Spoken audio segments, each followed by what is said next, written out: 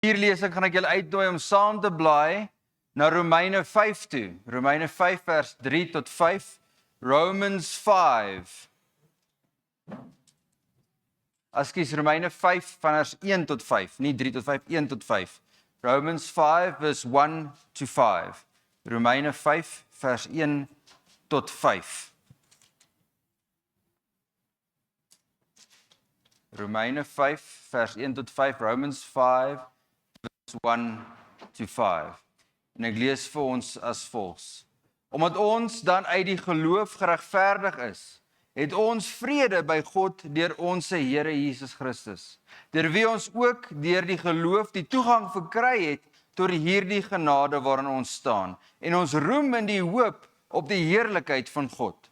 En nie alleen dit nie, maar ons roem ook in die verdrukkinge, omdat ons weet dat die verdrukkinge lydsaamheid werk, en die lydsaamheid beproefheid, en die beproefheid hoop. En die hoop beskaam nie, omdat die liefde van God in ons harte uitgestort is, deur die Heilige Gees, wat in ons gegee is. Mag die Here die lees van sy woord vanoggend in ons harte toe seën. Wie het die openingslied geniet?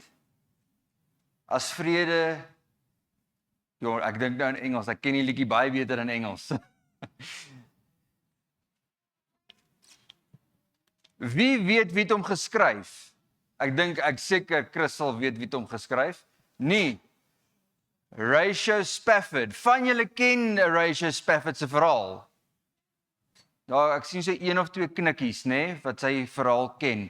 Ek wil graag net weer sy verhaal net so vlugtelik die highlight reel gee, soos hulle sal sê, van Horatio Spafford. Horatio Spafford was 'n prokureur in Chicago gewees in Amerika. Hy het gedurende sy tyd daar in Chicago het hy nogal goed gedoen met sy praktyk en hy het begin agterkom dat om in eiendom jou geld te belê is 'n goeie idee.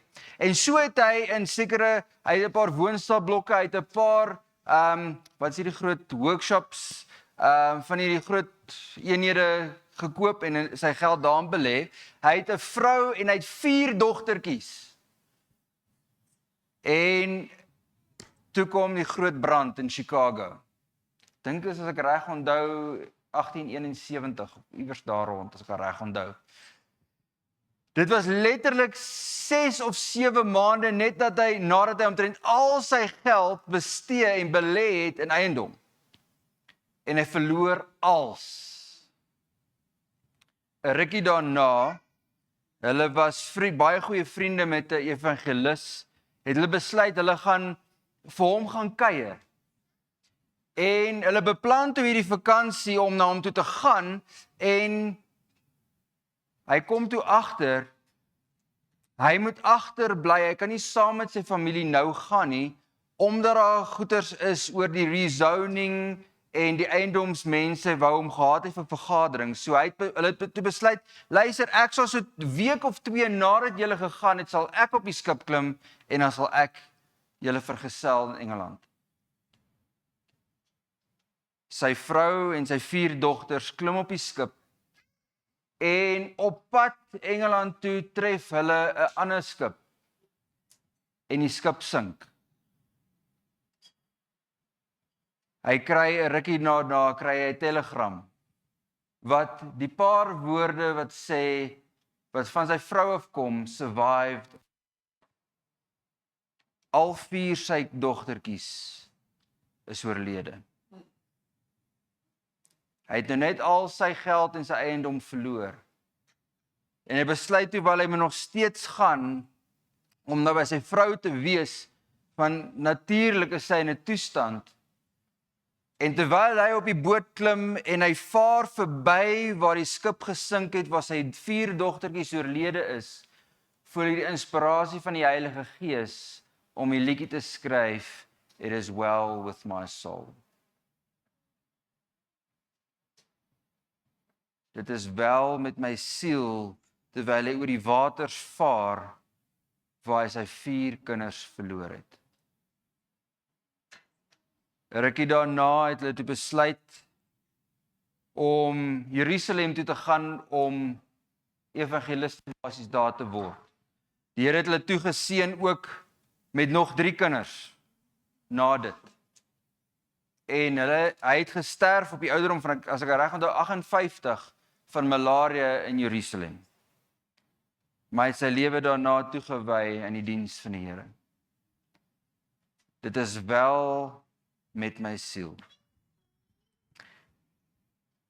Die vraag kom baie keer in my kop op. Hoe hanteer ons dit wanneer dinge nie goed gaan met ons? Ons weet hoe om dit te hanteer wanneer dinge lekker gaan, né? Ons geniet dit. Hoe sê hulle? We enjoy the ride. Maar as dinge sleg gaan, waartoe draai ons? Na wie toe draai ons? En ons vind hier in Romeine 5 'n baie interessante gedeelte wat daar vir ons sê, omdat ons dan uit die geloof geregverdig is. So met ander woorde, ons weet ons het die verlossing van sonde, en ons het nou vrede by God deur ons Here Jesus Christus.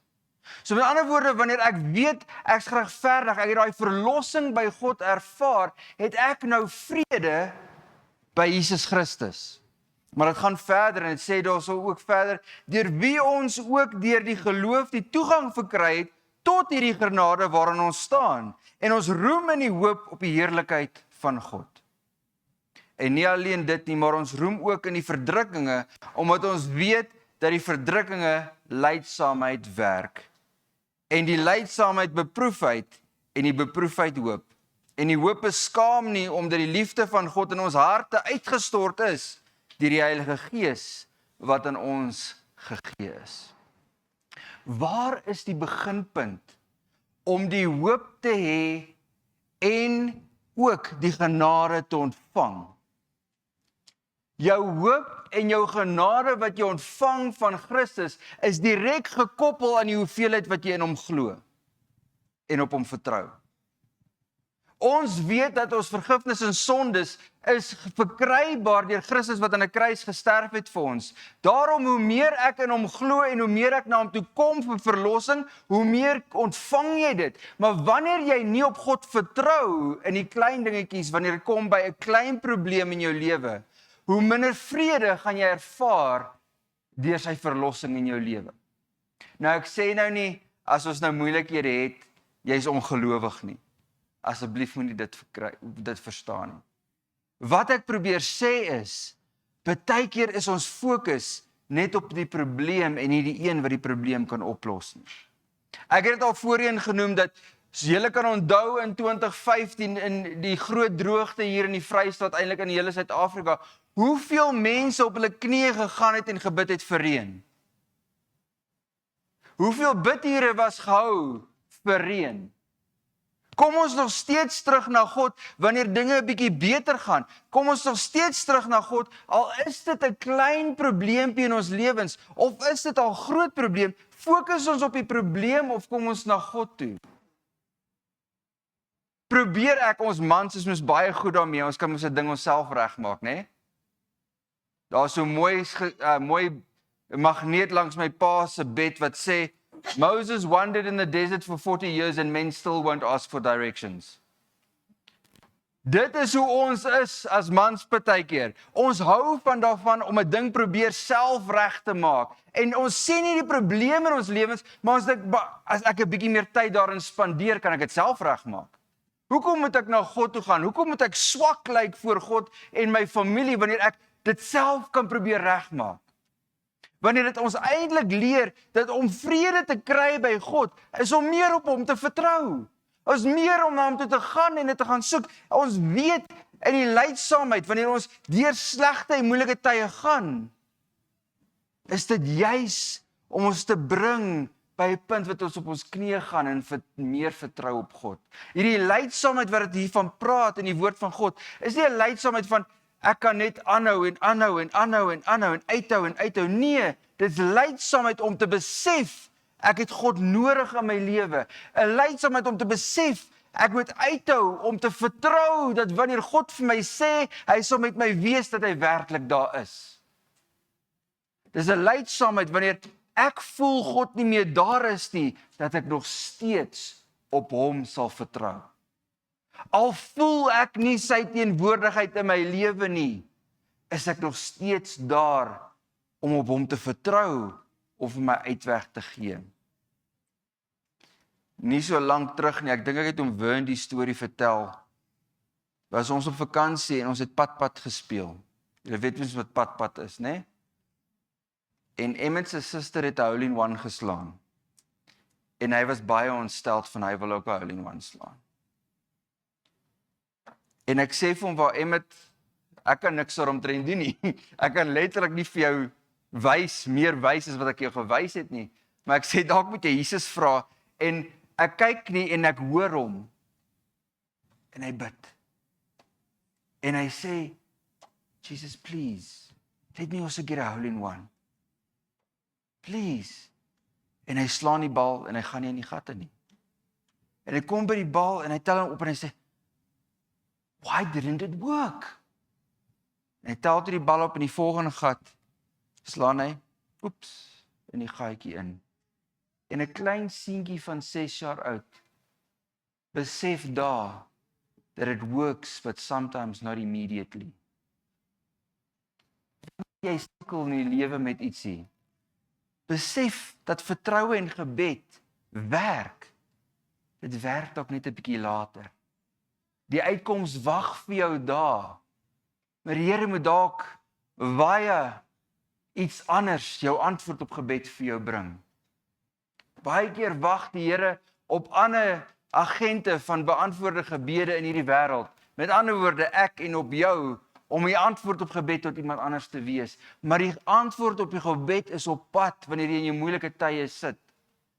Party mense soos Horatio Spafford, is dit konstant en onmiddellik wanneer jy verby daai plek kom, waar jou moeilikhede jou getref het, en jy los net als by die Here en vertrou op hom. Maar baie keer vat dit langer vir ons.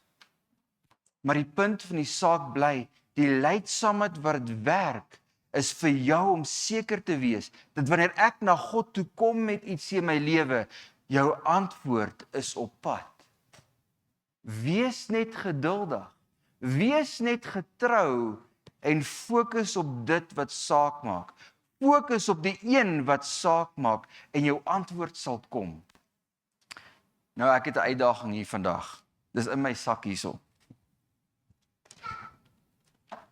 Emmett wag al heel oggend vir hierdie storie en hy's nou net uit. So ek gaan hoe sê hulle, indulge me, ek gaan dit verduidelik voordat dit gaan gebeur. Okay. Skus. Wie weet wat hierdie is? Nee, dis nie golfballetjies nie. Ideaal sou ek golfballetjies gehad het. Maar ek het in 'n haas vanoggend uit die huis uit gegaan sonder om golfballetjies op te tel, so ek het uit die kas tafeltennisballetjies gaan optel. OK, pingpongballetjies. Hier amper aan die einde kom ek by die tema, nie die tema nie, die opskrif van my preek. Pingpong fokus. Tafeltennis fokus. Dit klink nie reg nie, pingpong klink beter, van dit verwys meer na die balletjies toe. So ek wil vir julle vandag by julle uitvind. Wie kan juggle? Wie kan juggle? Chris, kan jy juggle? OK. Ek gaan jou nog 'n vraag vra. Kan jy juggle met pingpongballetjies? Ek wil net gou vir 'n korte vrywilliger om vorentoe te kom. Want ek gaan 'n vraag vra nadat jy vir ons gewys het net kan jy? Wil jy probeer? Is dit dalk een van die jonger mense wat vir ons wil net gou kom probeer illustreer? Van om te begin juggle, ek het vir so rukkie terug vir hulle gelaas gesê, my neef het langs 'n golfbaan gebly. Dan wonder jy na hy emmers en emmers golfbal het, wat kan jy nog doen met 'n golfbal? En dan begin jy nou maar goeders leer om mekaar te gooi met 'n golfbal, stingers met 'n golfbal werk nie. Maar om te leer juggle werk nogal lekker. So, jy begin gewoonlik mos met 2 in 1 hand. Dis die beginplek. Maar ek word 'n vrywilliger. Ek wil net gou sien. Ek wil net gou sien wie's braaf genoeg. Glo my, daar's 'n geestelike les wat uit dit uitkom. Dis nie om te speel hier in die kerk nie, dis 'n geestelike les hierso. Ek sal graag wil, maar ek weet nie of ek's 'n bietjie confined met 'n baadjie aan. So is daar iemand wat dalk bereidwillig sal wees net om te probeer juggle. Terwyl jy daaroor dink. Is daar niemand nie. Sheila, gaan jy vir ons probeer?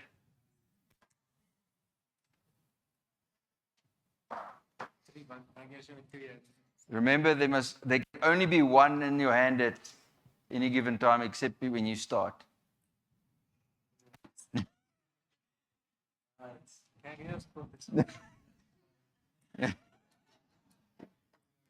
No, that's how babies start to learn, yeah?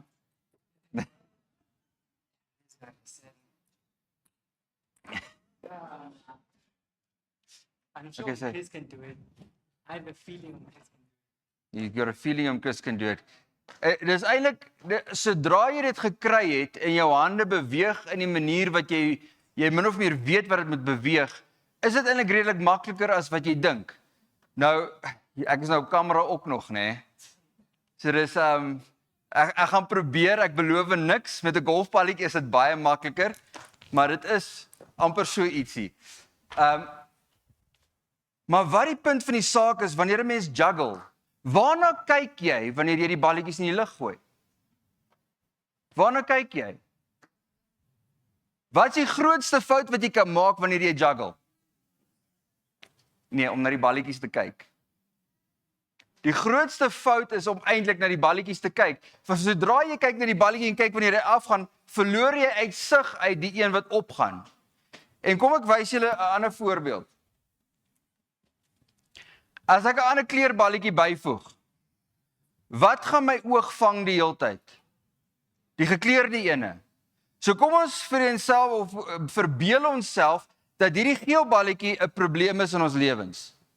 Dis 'n probleem in my lewe en ons weet, ons het altyd, hoe sê hulle, we've got many balls in the air, né? Of ons het baie eisters in die vuur in ons lewens. En wanneer jy begin fokus op een van die eisters, op een van die balletjies wat in jou probleme in jou lewe is, en een staan uit, waar gaan jou fokus wees? Dink by jouself, hierdie wit balletjie is jou tyd met God. Hierdie wit balletjie is jou familie. Hierdie wit balletjie is 'n probleem. En ek fokus op hierdie probleemballetjie die hele tyd. En hy word iewes skielik geel. Aan die tyd wat ek op hom spandeer. Wat gaan jou oog die meeste vang? Die geel balletjie. Dit is geel, ja? So mosterdgeel. Wat ek probeer sê is, wanneer jy al hierdie balletjies in die lug het, jou fokus moenie wees op die balletjies nie, maar jou fokus moet staar reg voor jou. Your focus must be straight in front of you, so that your eyes catch the sight of the ball, but your focus is not on the ball. So wanneer hy opgaan, jy sien hom, maar jy konsentreer nie op hom nie, sodat jou hand kan gaan net om min of meer te sien waar hy gaan land. Van hierdie hand moet al klaar 'n balletjie skuif na hierdie hand, so daar's al klaar baie dinge wat aangaan, en as jy gaan fokus op die balletjie, gaan jy een laat val. Jy het gesien, ek was op my senuwees, en ek het 'n fout begaan, ek het gekyk na die balletjie, en jy laat hom val. Maar as jou fokus voor jou is, met ander woorde, as jou fokus op God is voor jou, wat ook al jy besig is om te juggle in die lewe, sal perfek in die plek val waar dit behoort te val, omdat jou fokus waar is, op God. Sodra jou fokus afgaan en afwyk van God, en jy fokus dalk op 'n balletjie, jou werk, ons almal was al daar, né? Hulle weet self predikante fokus baie keer soveel op hulle werk, hulle vergeet oor die een vir wie hulle eintlik bedien. Dis 'n probleem. 'n Maklike voorbeeld. Weet julle hoe moeilik is dit vir 'n predikant om 'n Bybel te lees sonder om aan 'n preekidee te dink? Julle dink ek grap, dis 'n probleem. En ons fokus is so op ons werk en selfs op mooi dinge in ons lewens. Partykeer selfs op ons familie, dat ons nie genoeg aandag gee aan ons werk nie. En kom ek stel dit so, jou diens vir God kan ook 'n probleem wees. Stay with me now, soos hulle sê in Engels. Ek kan soveel werk vir God doen, dat ek geen aandag vir God gee nie. Ek kan soveel werk vir God doen, dat my fokus ook nie op my familie is nie.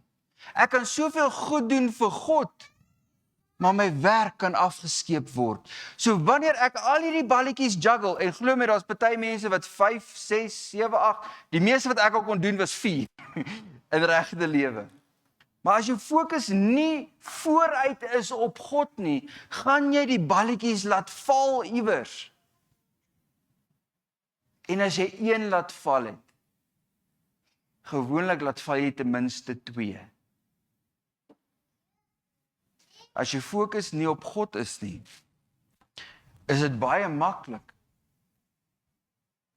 om jou familie te verloor. Dis baie maklik om jou werk te verloor. Dis baie maklik om jou vriende te verloor. En dan is dit baie maklik om God te verloor. Wanneer ons deur moeilikhede gaan in ons lewens, is die hoogte van die probleem op daardie stadium in jou lewe gekoppel aan die hoeveelheid fokus wat jy vir God gee. Wanneer ek by 'n probleem kom in my lewe en my fokus is nie op God nie, gaan my fokus afwyk na die probleem toe. En jy gaan konsentreer op die probleem tot en met dit so groot is, dat jy self nie eers jouself kan begin vergewe vir dinge wat in jou lewe aangaan nie. Dan, wanneer ons na Romeine 5 kyk, is daar nie meer plek vir die genade en vrede van God nie. Van my fokus en my geloof is nie meer op hom nie, dis op my om te sien hoe ek die goeders in my lewe kan hanteer. Maar sodra ek terugdraai na God toe, en dis nie 'n once-off nie, dis 'n daaglikse ding van 1, 3, 4, 5, dalk 10 keer in die dag, soveel as wat jy nodig het, om terug te fokus en jou fokus terug te bring na God toe, dan sal al die ander dinge in jou lewe begin plek vind in jou hande waar dit behoort te wees.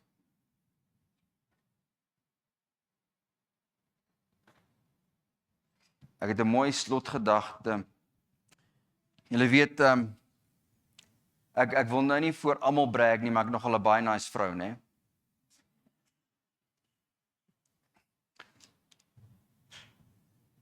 En sy weet in die begin, die eerste 2 maande van die jaar, weet sy ek kap stres.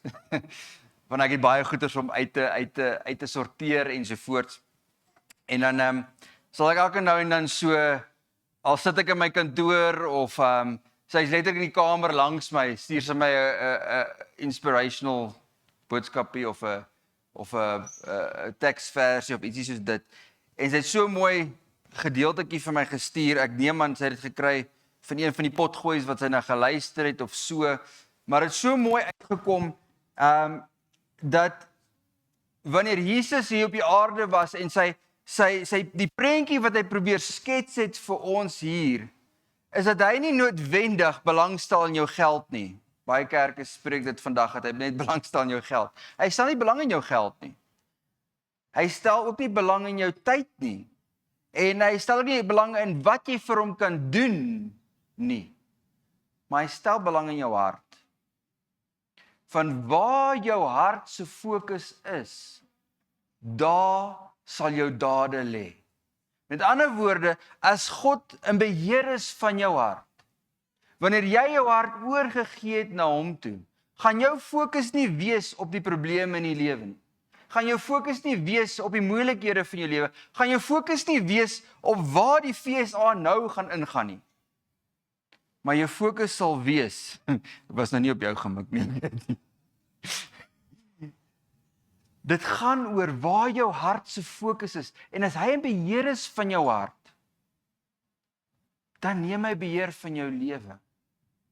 En as ek elke dag my hart vir hom gee, sal ons dinge begin bedink wat mooi is, wat goed is, wat daar is vir lering en tot diensbaarheid van God en ons medemens.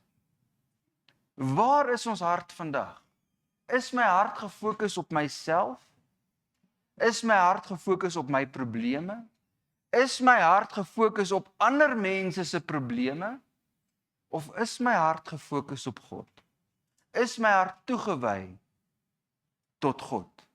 En wanneer hy in beheer is van jou lewe en jou hart, weer eens sal jou fokus op hom wees en wat jou hart van vol is, sal jou lewe, jou woorde en jou dade van oorvloei. In die tyd wat nou voorlê, ek kan nie al glo dit sal amper Februarie maand nie. Maar in die jaar wat voorlê, ons het hierdie week begin met die 10 dae van gebed, en met 10 dae van gebed is daar altyd 'n uitdaging. Ek wil elkeen van ons, insluitend myself, uitdaag, dat ons fokus moet terugbring by een eenvoudige stap in ons lewens, om elke dag jou hart toe te wy tot God. Al die ander dinge sal bykom. Jy hoef nie eers daaroor te worry of te dink nie. Maar as jou hart toewy tot God, sal hy jou lei. My pleitgebed is by ons elkeen. Wy jou hart tot God toe. Bring jou hart na hom toe. En dis die een persoon wie jy kan vertrou met jou hart. Van hy sal jou nooit seermaak nie. Inteendeel, hy sal vir jou lewe in oorvloed gee. Amen.